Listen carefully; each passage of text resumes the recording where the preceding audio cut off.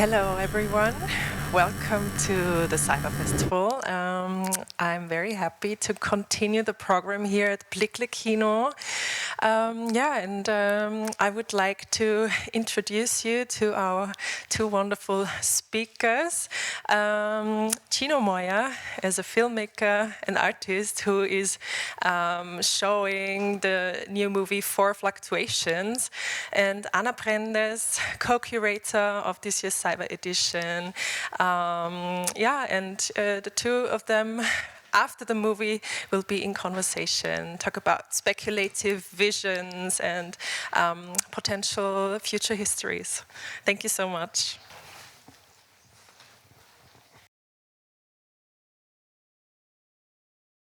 Well, hi, and thanks for coming and watching the movie.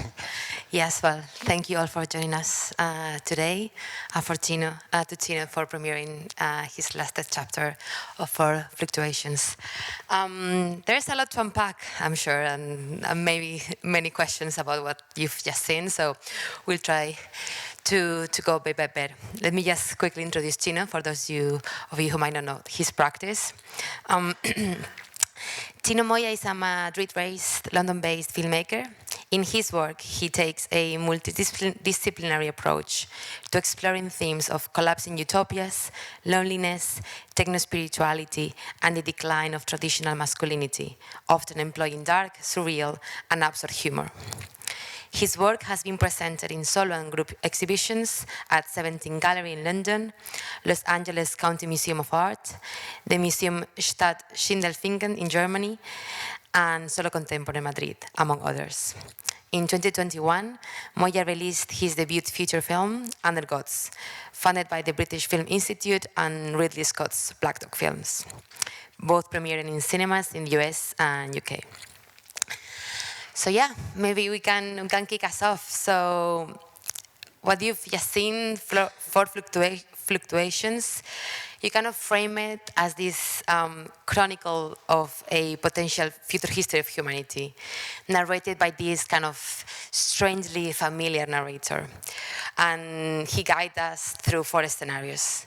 So maybe we can start with the first chapter, which I think is the one you did, the very first one 2 years ago, more or less, which presents us with this scenario of the liberation from labor through artificial intelligence systems. So yeah, how that it started? Yeah. So well, actually, all of the chapters started as a stream of consciousness.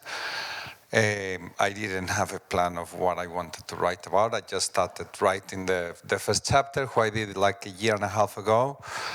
And I just wrote something about liberation from work through AI, but it was never a plan. I just started writing and this thing came out. And then that's when I wrote that text, and then I decided to animate it through AI. It was the beginning it's when suddenly you could actually started making films in AI. It was more accessible, that software. So I did that piece, which is crazy because it's a year and a half ago and looks like it's made 20 years ago in terms of technology if you compare it to the last chapter. And then, so I did that, and then I was preparing a show at 17 Gallery in London, and then I saw it to Dave, the gallerist, and he was like, we need to include that in the show because it was about this. The show was about this particular world that I created called Dimona, which was like a post-human ideal society generated by a network of AI entities trying to make a society that was like a perfect human society with other problems that we humans had. When we built our own societies. So then it turned into like an origin story so I added 2 new chapters that were trying to explain what happens between now and this kind of distant future society that was creating for 17 galleries. And so I added these 2 other chapters, but already the technology that I was using, I used the same software in all the chapters, but obviously as the software got upgraded, the output was quite different. So those 2 already were slightly getting closer to certain form of more cinematic photorealism. Still not quite there yet. And I decided, yeah, to create the next chapter once we've been liberated from AI, and it's all about laser, but also what happens after, and then we decide. Obviously, we see that since we don't need to go to work, maybe it's better to upload ourselves into some system where we can create and also the world is getting worse and worse. Maybe we can create our own worlds, and then that was the second chapter, and then everything falls apart because humans end up getting bored of the worlds they generate themselves because they don't have the nuances of the non-generated worlds, especially because every user starts generating their own worlds. So then they get off this online world and they disappear as a species, humans. And the third one is these AI networks deciding, okay, let's build like an ideal human society and let's make a society that doesn't have the problems that these guys used to have. And obviously, again, there's some form of entropy that happens there.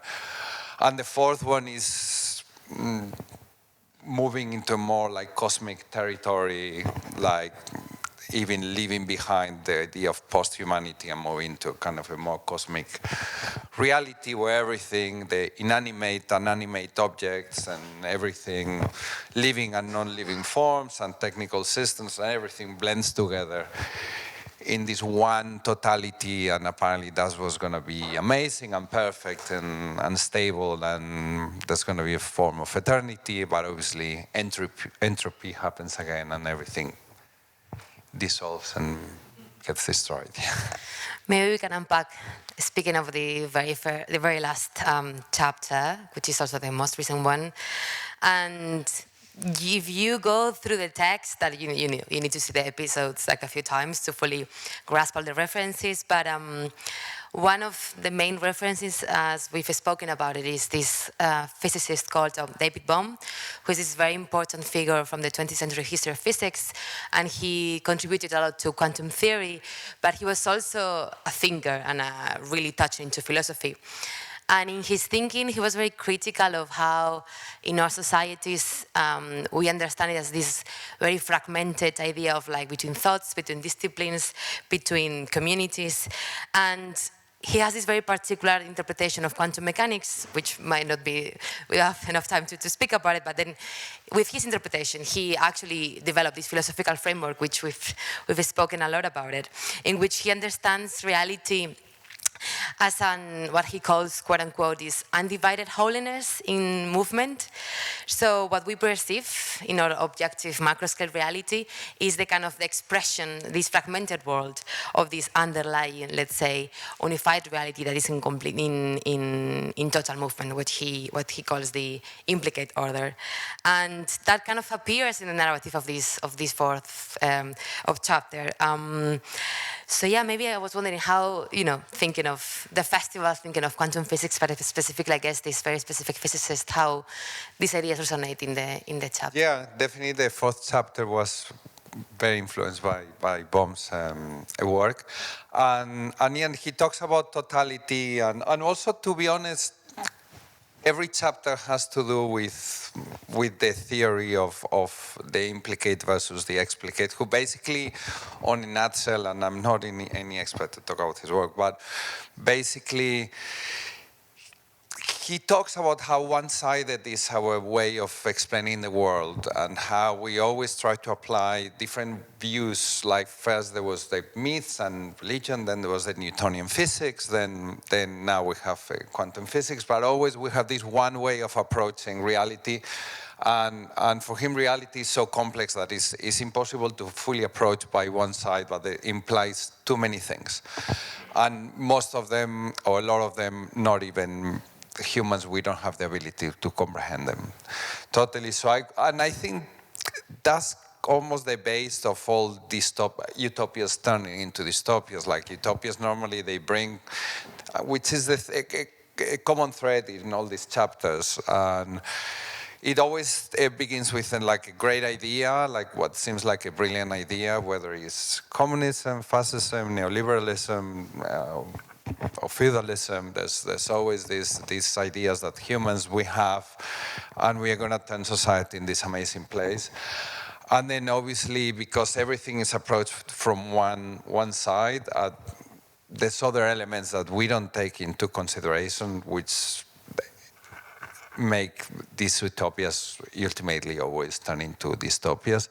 What is interesting is that sometimes also they work, which also shows in the movie, like in North Korea, the first 20 years were pretty good, and in the GDP was higher than in South Korea, actually. So, and it's something that happened in a lot of communist countries. The first, the centralized economy, the first 20 years, actually normally they do very well. Happened also in the Soviet Union, and I think that's something that I wanted to show here, the enthusiasm for these new systems and new utopias, and and then how everything ultimately falls apart. And so I know we need to be. But there's a really good essay called The End of History by Francis Fukuyama, who in 1991, in 1989, after the collapse of the Soviet Union, the fall of the Berlin Wall, he was like, okay, I think the other way around. It's like, okay, we finally reached the end of history. Like communism has collapsed, and now humans, we finally reached the perfect form of society, which is capitalism and liberal democracies. And we finally found the best perfect. So the struggle of humans has stopped. We finally got to the place we needed to get, and then now it's just going to be an endless existence. And at the end he said, but sadly it's going to be a little bit boring, but otherwise everything is going to be stable from now on. And 10 years later the Twin Towers financial crash, and here we are with Donald Trump in power. So, yeah.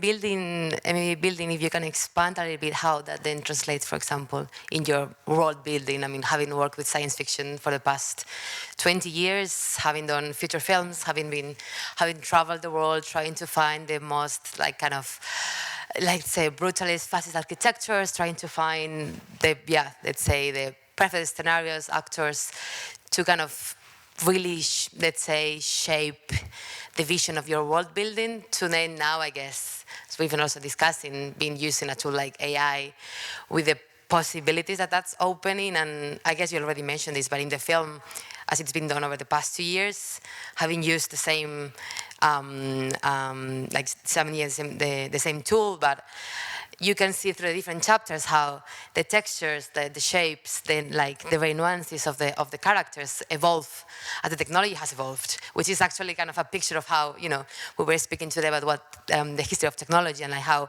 through a film you can actually capture those. So maybe, and I know you have a very particular process to that, so can you maybe speak about how it's your creative process and how it has changed from having worked in the physical, filmmaking? Yeah, I guess it's a completely different kind of filmmaking. The traditional one to this one. One is I do it on my own. This is done by me in my living room, except for the music that has done by another fellow human. But previously, most of the things I do, even the stuff that I saw, my last gallery show had 40 or 50 people, a team of 40 or 50 people working on it, from costume designers to makeup artists, directors of photography, editors, whatever, 3D modelers. And then now I also always do speculative fiction, so that implies making costumes, building sets, doing shitloads of VFX, which implies also big VFX teams of digital manipulators and 3D modelers, makeup, hair, you name it. And sadly, with this, you can make crazy worlds on your own, free of charge. You only need to pay subscriptions every month. But also, you don't have the limits of humans, and that's one of the things that I think is very important. And I think people should talk about that more, because what you can develop worlds that will be impossible to develop even with the best teams of humans in the planet. You won't be able to create a lot of the certain images and certain worlds, because we humans cannot get to that place.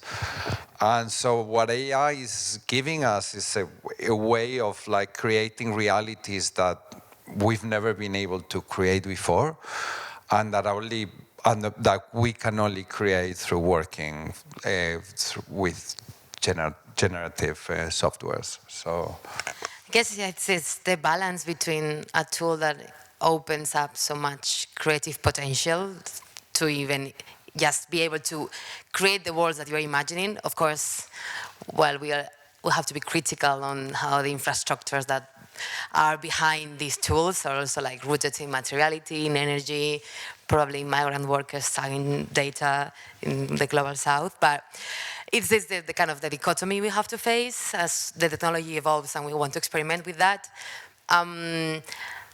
Can you maybe also speak about your process? Because I think it's also not, you create your own, you have these very vast, let's say, references, books, readings that you refer to, so you do spend a lot of time using and capturing and bringing together your references to develop this. This is not like, the text-to-image kind of first prompt you create, but it's a very intense process. Yeah, I call it cooking, but I call it to myself because it's more like similar to what these chefs do in these cooking programs on TV.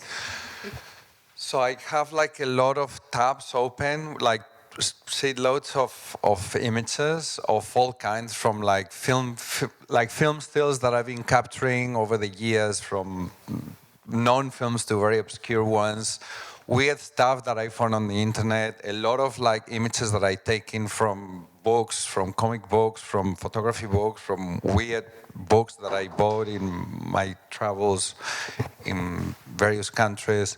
So I opened all these tabs, and then I started, and also I have all these paragraphs describing certain images. Sometimes even I create a paragraph out of a painting that I like, sometimes out of a science fiction illustration, sometimes of something that I think about. And then also I start mixing words and images, and then I started throwing all of those images and words into these softwares. And they give me, it takes me a while. And then after 1 or 2 days, I start like finding a path, and I start seeing what words and what images they actually do work for this particular film that I have in mind. And then I started following that path, and then it becomes this kind of frantic prompting and image adding.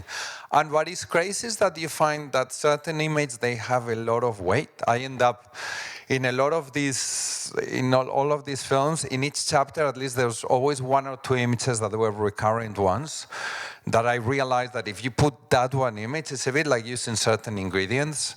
Like if you put like, I don't know, I wouldn't say pepper, but saffron, or one of these like very tiny spices that create this massive bit of flavor in a dish. So if you put certain images, they always have like a massive effect on the outcome of the final images, even if you use 6 different images and a lot of text. And same with words. Certain words, they have a massive impact on the outcome, and certain others are quite weak.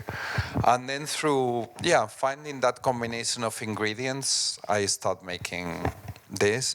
Have to say, it always begins with a text, and that text is completely done in a most normal and traditional way. So I write the text, and from that text I decide, to make a movie. But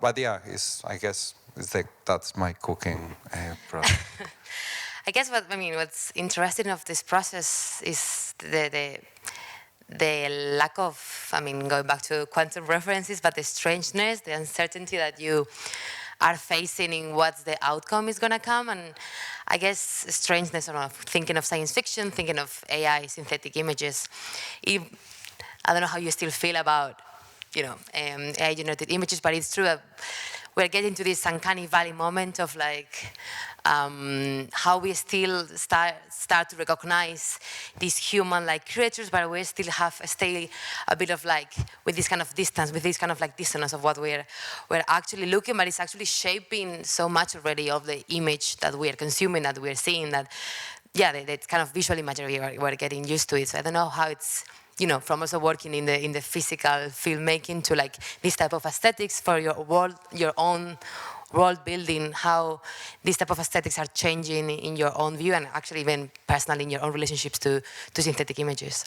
Yeah, I mean, the uncanny has always been present in the work. The very first thing I did in my life, I think there was an elements of the uncanny. And as a kid, I was obsessed with horror movies, horror literature, and everything. So the uncanny is always very.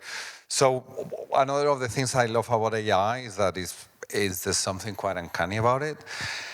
And now it's becoming more and more like closer to reality. There's already a lot of stuff that is undistinguishable from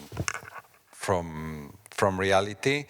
And yeah, there's something that fascinates me. It's amazing for horror and science fiction. For horror, it's crazy the stuff you can do with AI, and the abilities of creating uncanny images of this. It's for me is fascinating, and that opens also a world into our subconscious or whatever, and we can see, other nightmares or not nightmares or parallel realities that we have within us and maybe that we've never seen before.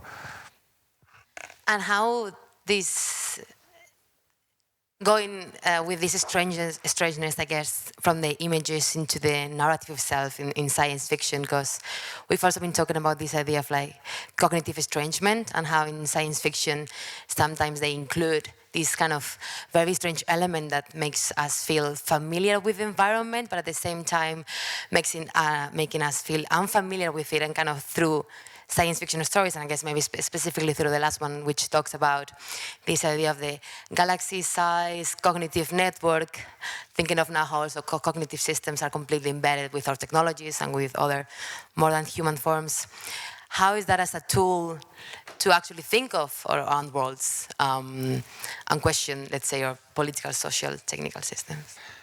Yeah, I mean, what I guess also, for me, the AI open windows into other worlds that maybe I feel they do exist, and that's something, if anyone has, maybe that's something that you could experience with psychedelics. That's hardly, it's not that you're like started imagining something, but actually there's a window and you look into it. And I feel that AI, what it's giving us, sometimes when I create images, I feel that I'm seeing something that actually does exist. And also what is amazing is that blending stuff and blending the inanimate and the animate and the non-living and living. And I guess there's stuff that we discuss of certain people like Catherine Hales, who talks about this cognitive assemblage, and Bruno Latour and his quasi-objects, and even James Lovelock in the Novel Scene was talking about a future of a symbiotic future, and also Donna Haraway in some ways also mentions. And this feels a lot of these speculative thinkers and philosophers. They see the only possible future of humanity. They see it as a kind of a big, as a collective thing that implies objects and humans and non-human forms of living. And I think AI is amazing at creating those networks that I think we haven't seen them visually yet, but with AI, actually, you can visualize them for the first time, yeah. Okay, well, thank you so much for joining. Hope you enjoyed Chino's film. Yeah. And we'll be back in 15 minutes with Building for Quantum with Marina, Manuela, and Ivona. So please join us later.